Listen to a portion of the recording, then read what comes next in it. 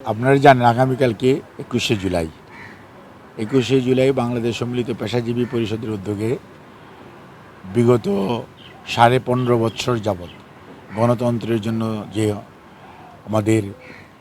দীর্ঘ সময়ের লড়াই ছিল, গণতন্ত্র পুনরুদ্ধারের জন্য রাজনীতিবিদদের পাশাপাশি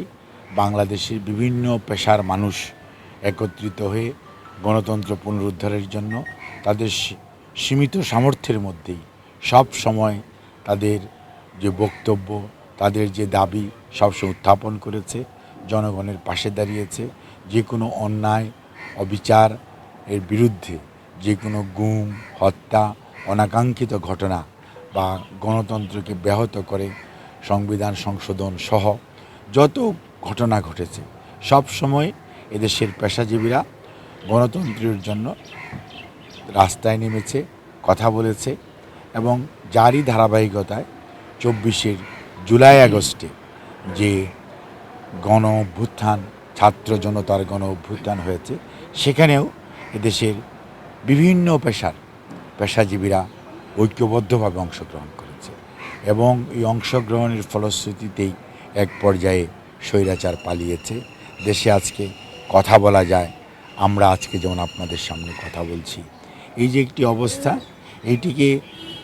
ধারণ করার জন্য, এটিকে মনে রাখার জন্য, এইখানে যে এই পরিস্থিতি সৃষ্টি হওয়ার পিছনে যাতে সাধারণ মানুষের পাশাপাশি ছাত্র জনতার পাশাপাশি সকল শ্রেণী পেশার মানুষের যে শ্রম, মেধা, ঘাম, ত্যাগ, আত্মত্যাগ এবং জীবন উৎসর্গ করেছে, অনেকে পার্মানেন্টলি পঙ্গু হয়ে গেছে, বিভিন্নভাবে নির্যাতিত হয়েছে হাজার হাজার পেশাজীবী। কাজেই তাদের স্মরণেই এই কালকের সমাবেশ। সেখানে আমরা যে সকল পেশাজীবীরা শহীদ হয়েছেন, যে সকল বরেণ্য ব্যক্তিত্বরা আজকে আমাদের মাঝে নেই, আমাদেরকে এই গণতন্ত্রের লড়াই দেখেছেন, অংশগ্রহণ করেছেন, তার চূড়ান্ত বিজয় দেখে যেতে পারেননি, তাদেরকে আমরা স্মরণ করব এবং সেটি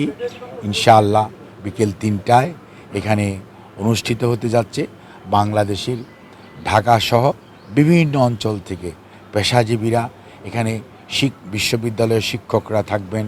আমাদের স্কুল কলেজের শিক্ষকরা, মাদ্রাসার আর শিক্ষকরা এবং ইভেন আমাদের যে বিভিন্ন কওমি মাদ্রাসা আছে সেখানকার শিক্ষকরাও অনেকেই থাকবেন সাংবাদিকরা, জাতীয় এবং স্থানীয়ভাবে আমাদের প্রিন্ট অ্যান্ড ইলেকট্রনিক মিডিয়ার সাংবাদিকরা থাকবেন চিকিৎসকরা, সেটা থাকবেন প্রকৌশলী সহ কৃষিবিদরা, সাংস্কৃতিক কর্মীরা এবং সবচেয়ে বড় যে আইন আদালত, পাশেই বাংলাদেশ সুপ্রিম কোর্ট সহ সুপ্রিম কোর্টের বাইরেও সারা বাংলাদেশের আইনজীবীরা গণতন্ত্রের লড়াইয়ে সবসময় অগ্রণী ভূমিকা পালন করে। এবং সর্বোপরি প্রথম শহীদ যদি চিন্তা করেন, তাহলে এই গণতন্ত্রের জন্য প্রথম শহীদ হয়েছে প্রথম আইনজীবীদের পক্ষ থেকে। কাজেই সেই আইনজীবীরা এখানে উপস্থিত থাকবেন এবং সেই সাথে আমাদের বিভিন্ন যেমন নার্সেস অ্যাসোসিয়েশন,